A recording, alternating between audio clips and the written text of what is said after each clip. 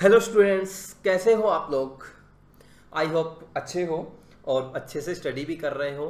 मेरे को लगता है कि जो अपने रैंक बूस्टर किया था, प्रैक्टिस क्वेश्चंस किए थे मोल कॉन्सेप्ट के, है ना। प्रीवियस क्लास में अपना थ्योरी पार्ट अपना फिनिश हो गया था। तो उसके बाद अपन ने कुछ क्वेश्चंस किए थे, क्वेश्चन की प्रैक्टिस की थी। ठीक है, तो अभी अपन कुछ और क्वेश्चंस की प्रैक्टिस करते हैं। चलिए ठीक है, आप करते जाइएगा, साथ साथ आप वीडियो को पॉज कीजिएगा, क्वेश्चन अटेम्प्ट कीजिएगा। ठीक है, बाद में आप मेरे से पूछना, बाद में सॉल्यूशन देखना, बट पहला आपका ये टारगेट होना चाहिए कि बिना अपन सॉल्यूशन देखे, बिना अपन उसका कोई भी अपन समझे, पहले खुद से अटेम्प्ट करें एक बार। उसमें अपना थॉट प्रोसेस क्या होगा कि क्वेश्चन को स्टडी देखते ही अपने माइंड में क्या थॉट आता है, अपना थॉट प्रोसेस क्या है, तो वो अपने लिए थॉट प्रोसेस इंपॉर्टेंट होता है। तो इसलिए ध्यान रखें कि पहले क्वेश्चन कोई भी आपके सामने आए, तो क्वेश्चन कोई भी आपके सामने आए तो पहले आपको क्या करना चाहिए कि उसमें आपका क्या थॉट प्रोसेस है, कोई भी सॉल्यूशन देखने से पहले। ठीक है ना, तो अपन देखते हैं। चलिए, ये क्वेश्चन है आपके पास क्वेश्चन। तो इसमें क्या गिवन है, देखो इस क्वेश्चन में the percentage of an element M, कोई भी एलिमेंट एम दे दिया अपने को, मेटल इज 53%। ठीक है ना, in its oxide of molecular formula M2O3। किसने बोला है कि इसका कोई मोलिकुलर फॉर्मूला है इसके ऑक्साइड का, वो क्या है, M2O3 है। अब इसने पूछा है कि M2O3 में जो M का परसेंटेज है वो कितना है, 53% है। तो इसका जो एटॉमिक मास है, तो इसका एटॉमिक मास M का वो कितना होगा। अब देखते हैं क्या होगा। अपने को पता है कि M2O3 ये इसका ऑक्साइड है। ठीक है, M2O3 इसका ऑक्साइड है। अब इसमें अपन कैलकुलेट करते हैं कि परसेंटेज वेट ऑफ M, तो M का परसेंटेज वेट कितना होगा। तो वो आपको पता होगा कि वो अपन ये तो लिखेंगे कि वेट ऑफ M, ठीक है, जो भी M का वेट होगा इसमें अपॉन मोलिकुलर वेट, ठीक है ना, मोलिकुलर वेट इंटू 100, ये लिखते हो। अब वेट ऑफ एम कैसे लिखोगे, देखो इसका जो ऑक्साइड है, इस ऑक्साइड में एम के कितने एटम्स हैं, 2 लिख दिया। इसका एटॉमिक वेट जो आपने एम ही लिख दिया, लेट से आपने कितना लिख दिया एम, इसका मोलिकुलर मास या एटॉमिक मास आपने एम लिख दिया। मोलिकुलर मास कितना आएगा, इसका आएगा 2m प्लस 3 ऑक्सीजन कितना 48 इंटू 100। इसको अगर आपने सोल्व किया तो ये वैल्यू, इसको सोल्व करने पे ये वैल्यू कितनी आ गई, इसको आपने सोल्व किया तो ये वैल्यू आ जाएगी, जो परसेंटेज आपको गिवन है वो परसेंटेज कितना गिवन है, वो परसेंटेज जो आपको गिवन है दैट इज 53, ये है। अब इसको अपन थोड़ा सा सोल्व करते हैं। तो इसकी मैथमेटिक्स सोल्व करने के लिए देखो क्या लिखोगे, 2m इंटू 100 इक्वल्स टू, ये कितना आ जाएगा 2m इंटू 53 प्लस ये कितना आएगा 53 इंटू 48। ठीक है, तो इसको अपन सोल्व करें तो इसको आप ऐसा लिख सकते हो, 2m यहाँ से कॉमन आएगा तो ये 100 माइनस 53, तो 100 माइनस 53 ये कितना होगा 47 इक्वल्स टू 53 इंटू कितना 48। अब देखो ये अपने पास कैलकुलेशन आ गई, तो यहाँ से अपने पास m की वैल्यू जो आएगी वो आएगी 53 इंटू 48 डिवाइडेड बाई 2 इंटू 47। अब अपन क्या करते हैं कि अगर अपने पास ये क्वेश्चन आता है एग्जाम में तो अपन इसका ना कैलकुलेशन सॉल्व करने लगते हैं कि 53 को मल्टीप्लाई करेंगे 47 से, फिर डिवाइड करेंगे 2 से, फिर डिवाइड करेंगे 47 से। अब देखो ऑब्जेक्टिव क्वेश्चन की एक खास बात होती है कि इसके ऑप्शंस देखो आप, तो ये कैलकुलेशन अपने को करनी नहीं है, ये अपने छोटे छोटे ट्रिक्स हैं ऑब्जेक्टिव पेपर को सॉल्व करने के, जिससे अपना कैलकुलेशन की एक्यूरेसी भी बढ़ेगी और अपना टाइम भी काफ़ी ज़्यादा सेफ होगा और अपना जो माइंड है वो ज़्यादा पजल भी नहीं होगा कैलकुलेशन में। तो आप इसको बहुत अच्छे से ध्यान से समझना कि ये कैसे करता हूँ मैं ना। हर क्वेश्चन में मोस्टली ऐसे क्वेश्चन में कैलकुलेशन को अपन बाईपास कर सकते हैं ऐसी छोटी छोटी टेक्निक से। कैसे करेंगे, देखो ये आपके पास आ गया, आप इस क्वेश्चन को सॉल्व करते, आगे इसका आंसर लाते, तो आप डेफिनेटली सर हमें तो नहीं पता, हमने तो ऑप्शन देखे ही नहीं, इसको पूरा आंसर लाते और फिर हम उसका जो भी मैच करता वो टिक करते। अब देखो मैं इसका बिना मल्टीप्लाई डिवाइड किए इसका आंसर टिक करूंगा और बिल्कुल बिना किसी भी एरर के। हो सकता है आप इतने मल्टीप्लाई डिवाइड करो तो कोई ना कोई एरर आ जाए, तो वो कैसे करेंगे, देखो इधर क्या है, देखो ये अपने को पता है कि ये 48 डिवाइड बाई 47, तो ये अप्रोक्सीमेट वैल्यू कैंसिल हो जाएगी। अब 53 डिवाइडेड बाई 2, तो ये कितना आना चाहिए 3 डिवाइडेड बाई 2 कितना आना चाहिए 27, तो ये 27 वैल्यू आएगी। तो ये अपने पास आंसर कौन सा आ जाएगा अपना, इसका आंसर आ जाएगा सी। देखो 27 के आसपास का कोई भी आंसर नहीं है कि मान लो 28 भी नहीं है, 26.5 भी नहीं है, 26 भी नहीं है, काफ़ी डिस्टेंस पे हैं, 45, 18, 9 इस तरीके के हैं, ठीक है। तो अपना आंसर क्या आ जाएगा 27। तो देखो अपन ने कैलकुलेशन नहीं की, इससे अपने क्या क्या बेनिफिट हुए कैलकुलेशन को अवॉइड करने के। पहली चीज़, अपनी कैलकुलेशन जो एरर हो सकती थी वो आपने अवॉइड कर दी। दूसरा, आपका टाइम सेव हुआ। और तीसरा, कैलकुलेशन करने में आप कितना रफ वर्क यूज करते।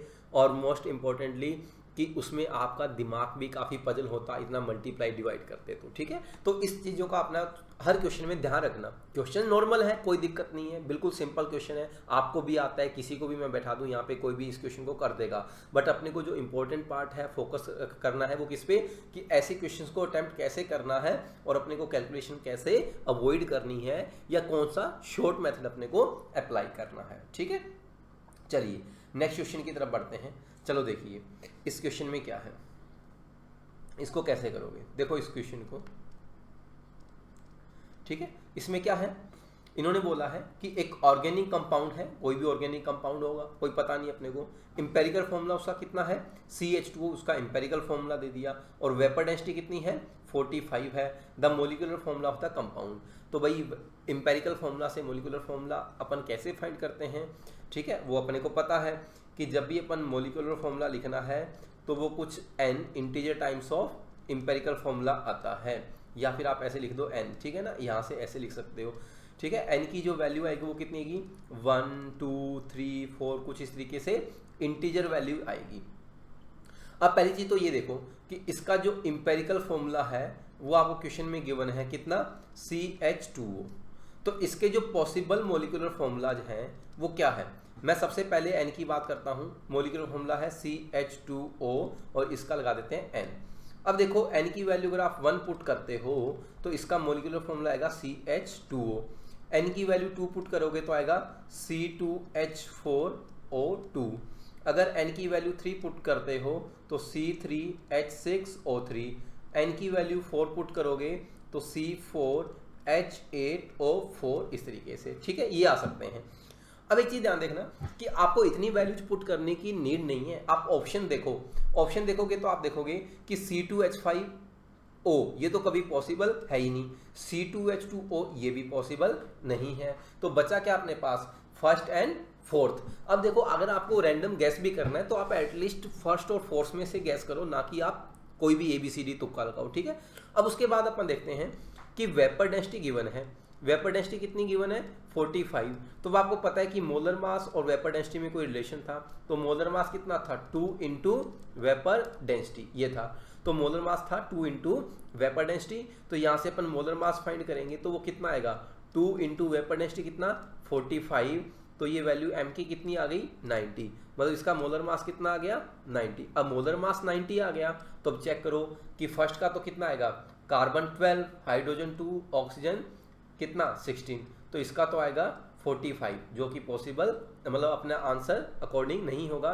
तो ये थर्ड वाले में आएगा। तो थर्ड वाले का मोलिकुलर मास चेक करके देख लो आप, कार्बन कितना 36, हाइड्रोजन कितना 6, ऑक्सीजन कितना 48। तो ये वैल्यू कितनी आएगी 90। तो ये अपने ऑप्शन को सेटिस्फाई कर रहा है। तो इसका मतलब आंसर अपना क्या होगा फोर्थ, ठीक है। तो इस तरीके से ऑब्जेक्टिव क्वेश्चन करने होते हैं अपने को कि जिसमें अपने को कैलकुलेशन भी अवॉइड करनी है। देखो इसमें मैंने एक्स्ट्रा वर्क क्या किया जो अपने को नहीं करना चाहिए था कि n की वैल्यू देखो 2 की पुट करने की रिक्वायरमेंट ही नहीं है, 3 कहीं है ही नहीं, 4 कहीं है ही नहीं, तो इसलिए अपन इनको क्यों पुट करें। तो अपन ऑप्शन देखेंगे और जल्दी से अपना उस आंसर तक पहुंचेंगे कि अपनी पॉसिबिलिटीज क्या है।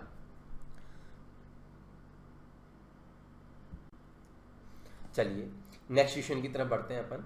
इस क्वेश्चन में क्या कैलकुलेट करना है अपने को, ठीक है, कि इस क्वेश्चन में क्या कैलकुलेट करना है। क्वेश्चन पढ़ो इसको।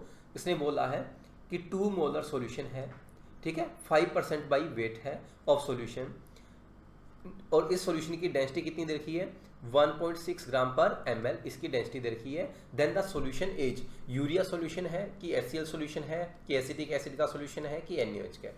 तो आप देखो कि सॉल्यूशन में अपने को ये सब कुछ दिया हुआ है और फिर अपने से पूछा है सॉल्यूशन किसका होगा, मतलब सॉल्यूट कौन होगा।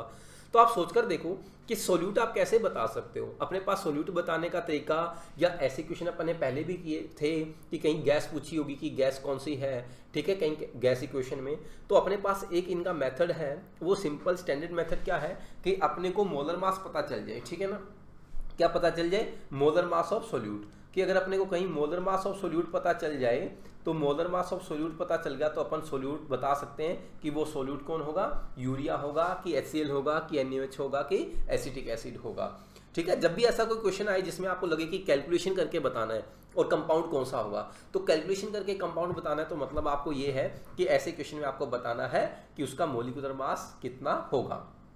चलिए, अब आपको गिवन है कि सॉल्यूशन कौन सा है, 2 मोलर सॉल्यूशन है, तो इसको मतलब आप ऐसे रीड कर सकते हो जैसे अपन ने मोलरिटी में पढ़ा था कि 2 मोल्स ऑफ सोल्यूट, ठीक है, इन कितना 1 लीटर। 1 लीटर को अपन लिख सकते हैं कि 1000 ml सॉल्यूशन, कि 1000 ml सॉल्यूशन में कितने मोल्स हैं, 2 मोल ऑफ सोल्यूट है। अब देखो 2 मोल्स ऑफ सोल्यूट है, अगर इसका अपन परसेंटेज निकालें W/W, तो परसेंटेज W/W तो अपन कैसे लिखा था, weight of solute upon weight of solution into कितना 100, ऐसे लिखा था। तो वेट ऑफ सोल्यूट कैसे लिखोगे, देखो आपको पता है सोल्यूट के कितने मोल्स हैं, 2 मोल्स, तो चलिए अपन ने 2 लिख दिया। इसका मोलर मास कितना, m लिख देते हैं, ठीक है ना। तो वेट कैसे लिखते हैं, number of moles into molar mass, तो नंबर ऑफ मोल्स कितने 2, मोलर मास कितना m, जो अपने को कैलकुलेट करना है क्वेश्चन में, आप समझ गए होंगे।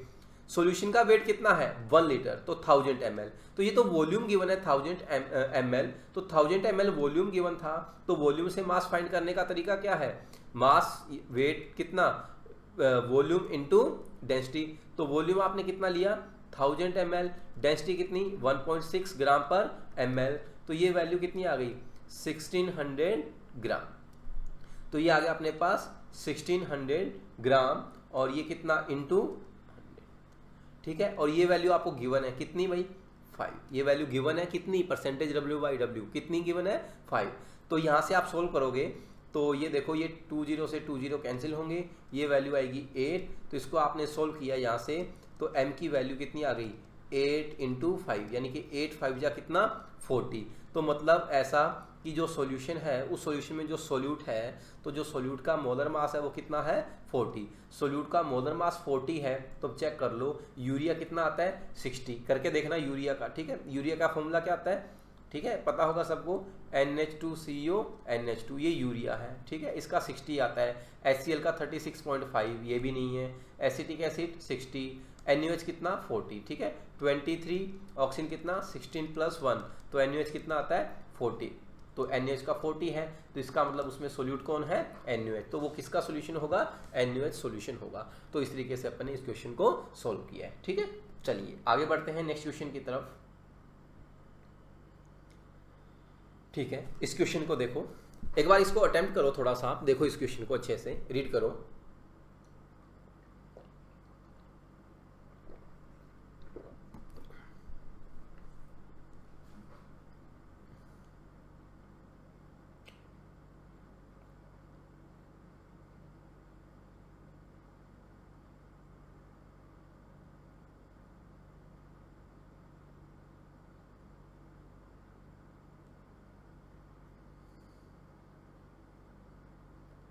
ठीक है, इसमें अपने को क्या करना है, देखो इस क्वेश्चन में आपको एक रिएक्शन दी गई है, ठीक है। इस रिएक्शन में अपन लिखते हैं A + 2B गिव्स C, ये रिएक्शन थी, ठीक है। अब आपको दे दिया A और B रिएक्टेंट है, C प्रोडक्ट है, तो A के कितने मोल्स हैं 5 मोल्स, रिएक्टेंट में अपने को दे दिए नंबर ऑफ मोल्स कितने A के 5, B के कितने मोल्स हैं 8 मोल्स, ठीक है। अब अपने को पता है C का पूछा गया, तो C का पूछा गया तो आपको पता है कि जब किसी भी रिएक्शन में रिएक्टेंट जो है नंबर ऑफ रिएक्टेंट 2 और मोर होते हैं तो क्या करते हैं, उस केस में अपन करते हैं रिएक्टेंट 2 और मोर है तो अपन चेक करते हैं LR, लिमिटिंग रीजेंट। तो लिमिटिंग रीजेंट कैसे चेक करोगे, 5 डिवाइडेड बाई स्टोइकियोमेट्रिक ऑप्शन कितना 1, तो ये वैल्यू कितनी है 5, 8 डिवाइडेड बाई 2, तो ये वैल्यू कितनी है 4। अब आपको पता चल गया A के रिस्पेक्ट में ये वैल्यू आई 5, बी के रिस्पेक्ट में आई 4, तो इट मीन्स जो एल आर है वो लीस्ट वैल्यू वाला, तो एल आर कौन होगा, बी। तो इसका मतलब लिमिटिंग रीजन जो है वो है बी। तो अब कैलकुलेशन किसके अकॉर्डिंग करेंगे अपन, बी के अकॉर्डिंग। ठीक है, कैलकुलेशन किसके अकॉर्डिंग होगी, बी के अकॉर्डिंग। तो आप ऐसे बोल सकते हो कि 2b से c कितना बनता है, 1c बनता है। तो इसका मतलब 1b से कितना बनेगा, 1/2c बनेगा। और आपके पास 4 कितना है, 8b, कितना है 8b, तो 8b से कितना c बनेगा, 1/2 × 8, यानी कि 4 मोल्स ऑफ c प्रोड्यूस होगा। तो इसका मतलब अपना आंसर कौन सा आना चाहिए, 4 मोल ऑफ C ये प्रोड्यूस होगा। ठीक है, इसमें आप एडिशनल इन्फॉर्मेशन भी कैलकुलेट कर सकते हो कि A जो है वो ER है। ठीक है, ये आपको पता चल गया A क्या है, ER है। तो आफ्टर द रिएक्शन A कितना रिमेनिंग, तो A कितना बचेगा। हालांकि इस क्वेश्चन में नहीं पूछा गया, बट अपन किसी क्वेश्चन में पूछा भी जाए तो अपन कैलकुलेट कर सकते हैं। तो अब देखो कि 2b से कितना रिएक्ट करेगा, 1a रिएक्ट करेगा। तो मैं डायरेक्ट लिख रहा हूँ यहाँ पे 8b से कितना रिएक्ट करेगा, तो ये होगा 1/2 × 8, यानी कि 4 मोल ऑफ ए रिएक्ट करेगा। तो था कितना ए, 5। ए के इनिशियली कितने मोल थे, 5। तो आप यहां से लिख सकते हो कि remaining moles of A, remaining moles of A, तो रिमेनिंग मोल्स ऑफ ए कितने आ जाएंगे, 5 इनिशियल थे, 4 रिएक्ट किया, तो कितने मोल, 1 mole of A remaining after the reaction. तो ये इस क्वेश्चन में नहीं पूछा गया था, बट अगर अपने को कहीं कैलकुलेट करना हो, क्वेश्चन में पूछा जाए, तो जो ER है वो कितना रिमेनिंग होगा वो भी अपन कैलकुलेट कर सकते हैं।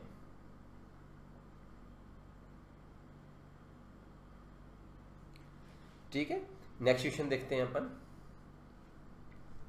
इस तरीके के क्वेश्चन अक्सर पूछे जाते हैं अपने से एग्जाम में, और अपने को जब नेक्स्ट चैप्टर करेंगे तब भी ऐसे ही हो जाएंगे। ठीक है, इसने क्या पूछा इस क्वेश्चन में, the mass of calcium carbonate required to react completely with 20 ml of 1 molar HCl as per the reaction. चलिए सबसे पहले तो अपन रिएक्शन लिखते हैं। ठीक है, रिएक्शन क्या है अपने को, वो गिवन है क्वेश्चन में, CaCO3 प्लस HCl, और इस रिएक्शन में गिवन है अपने को जो प्रोडक्ट है CaCl2 plus H2O plus Cu2, ये रिएक्शन गिवन है। अब पहले तो चेक करो कि ये रिएक्शन बैलेंस है या नहीं है। ठीक है ना, कई बार एग्जाम में जो रिएक्शन होती है वो सही होती है, reactant and product, but balance नहीं होती। तो ये भी ऐसी ही रिएक्शन है जो बैलेंस नहीं है। क्यों नहीं है भाई, कैल्शियम कितना 1, product side calcium 1, carbon 1, product side carbon 1। अब बात करते हैं अपन H2O की, तो या ऑक्सीजन की, किसी की, देखो रिएक्टेंट साइड कितना क्लोरीन है 1, प्रोडक्ट साइड कितना 2, तो इसको अपन मल्टीप्लाई करते हैं 2 से। तो अब आई थिंक ये रिएक्शन बैलेंस हो गई है कंप्लीटली। ठीक है, तो अब ये बैलेंस रिएक्शन है। अब आपको क्या गिवन है, HCl गिवन है। ठीक है, HCl गिवन है, वो कितना गिवन है, 20 ml एंड 1 मोलर। तो अपने को मोल नहीं गिवन है, तो ये आपको जो HCl गिवन है वो कितना है, 20 ml है और 1 मोलर। ठीक है, 1 मोलर। अब अपन इसके मोल्स लिखें तो आपको पता होगा कि मोल्स लिखने के लिए अपन क्या लिखते हैं, याद होगा आपको, नंबर ऑफ मोल्स आपने लिखा था मोलैरिटी से, तो वो लिखा था मोलैरिटी इनटू वॉल्यूम। ये लिखा था ना कि मोलैरिटी इनटू वॉल्यूम, और ये वॉल्यूम किस में होना चाहिए, लीटर में। तो चलिए यहाँ पे लिखते हैं मोलैरिटी कितनी 1, वॉल्यूम कितना 20। अब ml था तो लीटर में कन्वर्ट किया तो 10⁻⁻3, तो ये वैल्यू कितनी आ गई, 2 × 10⁻2 मोल्स आ गए किसके, HCl के। अब देखो अगर आपको कैल्शियम कार्बोनेट के मोल चाहिए, क्योंकि अपन मास कैलकुलेट करने से पहले अपने को क्या चाहिए, मोल चाहिए, तो 2 HCl से कितना कैल्शियम कार्बोनेट रिएक्ट करता है, 1 कैल्शियम कार्बोनेट। तो 1 HCl से कितना रिएक्ट करेगा, 1/2 कैल्शियम कार्बोनेट। कितना गिवन है, 2 × 10⁻2 HCl से कितना रिएक्ट करेगा भाई, 1/2 × 2 × 10⁻2 कैल्शियम कार्बोनेट। तो वो कितने आएगी वैल्यू, 10⁻2। यानी कि आप बोल सकते हो कि मोल्स ऑफ कैल्शियम कार्बोनेट, तो वो कितने आ गए, 10⁻2। अब अपने से ठीक है भाई, मोल्स कितने आ गए अपने, 10⁻2 आ गए। अब मोल्स 10⁻2 आ गए। अब उसके बाद अपने को क्या लिखना है, मास या वेट ऑफ कैल्शियम कार्बोनेट। तो वो अपन कैसे लिखते हैं, number of moles into molecular weight. तो नंबर ऑफ मोल्स कितने, 10⁻2, मॉलिक्यूलर वेट कितना 100। तो यहाँ से अपने मास लिखेंगे तो ये आ जाएगा 1 ग्राम। ठीक है, 10⁻2 × 100 कितना 1, तो ये कितना आ गया अपना 1 ग्राम। तो ऐसे क्वेश्चन काफ़ी यूज में आते हैं अपने पास कि रिएक्शन है, अपने बोला था रिएक्शन में या तो जो भी रिएक्टेंट है उसका क्या दिया होगा आपको। सबसे पहले देखते हैं कि रिएक्शन में अपने को रिएक्टेंट की क्या दे दे, मोल दे दिया तो कोई प्रॉब्लम है नहीं डायरेक्ट। दूसरा अपने को क्या दे दे, वेट तो कर सकते हैं, या फिर आपको क्या दे दे, वॉल्यूम किसका, गैस वगैरह का। अब चौथा अपने पास नया आ गया कि अपने को क्या दे दिया, मोलैरिटी एंड वॉल्यूम किसका, सॉल्यूशन का। तो अभी अपने चौथा तरीका पढ़ लिया कि क्या दे दे अपने को, मोलैरिटी एंड वॉल्यूम। तो मोलैरिटी एंड वॉल्यूम से अपन क्या फाइंड कर सकते हैं, मोल्स। वो कैसे करते हैं, मोलैरिटी इनटू वॉल्यूम, तो इससे क्या आता है, नंबर ऑफ मोल्स आते हैं। ठीक है जी, चलिए आगे बढ़ते हैं।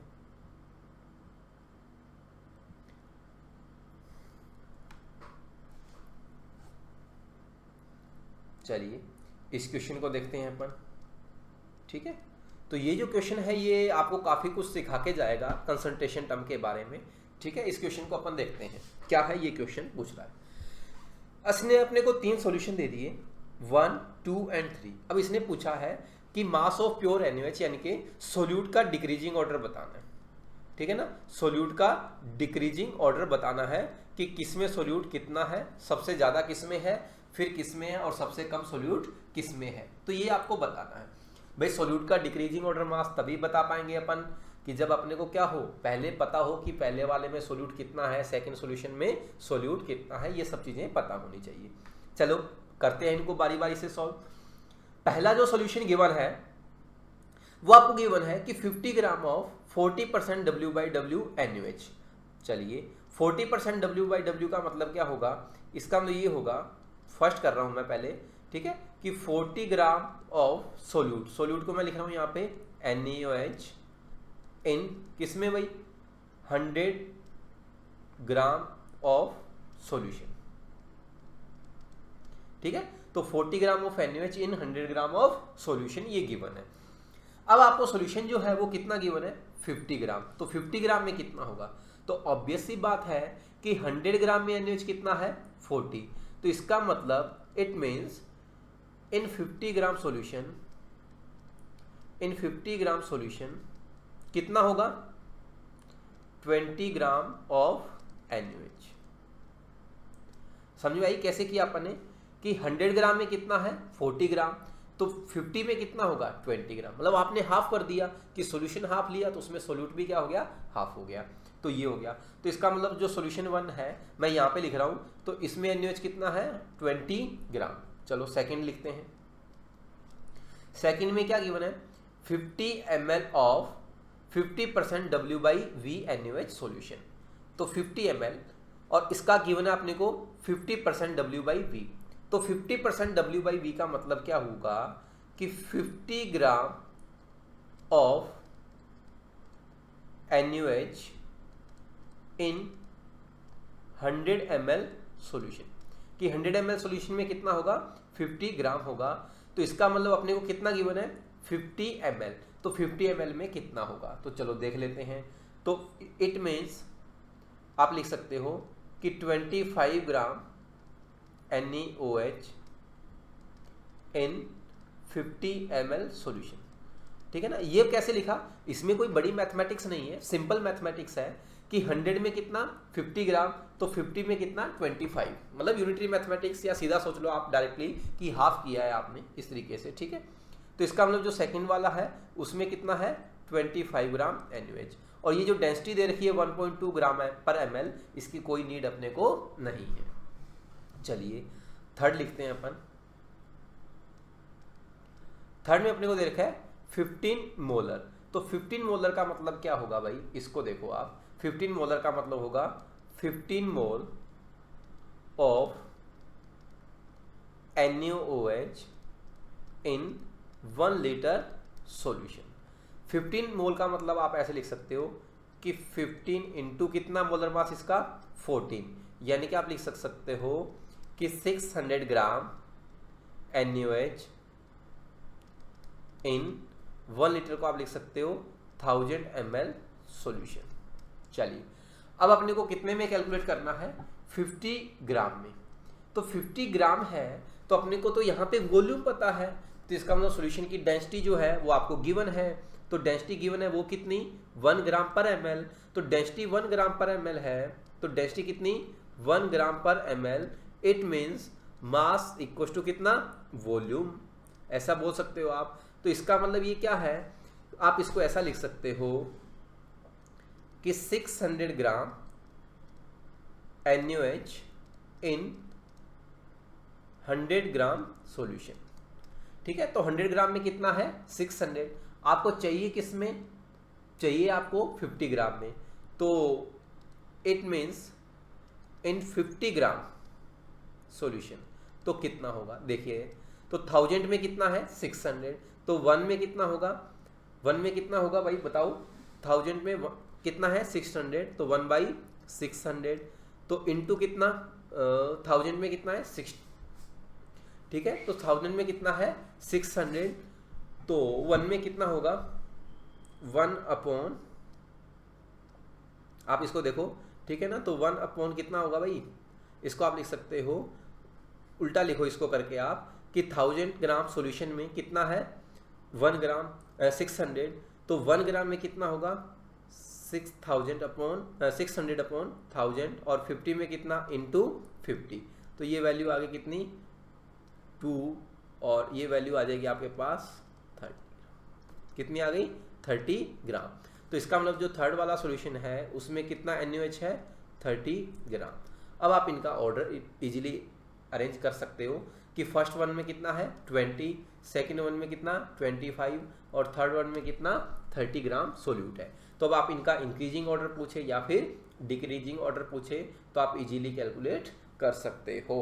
तो ठीक है, ये वैल्यू कितनी आ जाएगी देख लोगे आप। तो इनका जो ऑर्डर है वो सबसे कौन सा आ जाएगा, सबसे पहला फर्स्ट, ठीक है, फिर उसके बाद सेकंड एंड उसके बाद थर्ड। तो ये इनका इंक्रीजिंग ऑर्डर आएगा फर्स्ट सेकंड एंड थर्ड। ठीक है, तो आपको डिक्रीजिंग पूछे या इंक्रीजिंग ऑर्डर पूछे, ऑर्डर कोई ज़्यादा इंपॉर्टेंट नहीं है, बस अपने को तो ये है कि पहले अपने को कैलकुलेट करना आना चाहिए। अगर आपने कैलकुलेट कर लिया तो ऑर्डर में अरेंज कर लेंगे। तो ये कुछ क्वेश्चंस और थे, इनकी आप और प्रैक्टिस कीजिए, फिर उसके बाद आपको एक असाइनमेंट और दे देंगे अपन, ठीक है, उसको आप सेल्फ प्रैक्टिस कीजिए। तो ये वो क्वेश्चंस हैं जो मैक्सिमम एग्जाम्स में इस तरीके से क्वेश्चन पूछे जाते हैं, या जो ज़्यादातर मटेरियल्स में आपको इस तरीके के क्वेश्चन मिलते हैं, काफ़ी रिलेवेंट क्वेश्चंस हैं। तो इनको आप एक बार प्रैक्टिस कीजिए। तो जितने भी अपने 2 क्लासेज ली हैं, तो जितने भी 2 क्लासेज में आपने क्वेश्चन किए हैं, तो इनको एक बार और आप बैठकर अच्छे से खुद से भी प्रैक्टिस कीजिएगा। Okay, bye bye, thank you.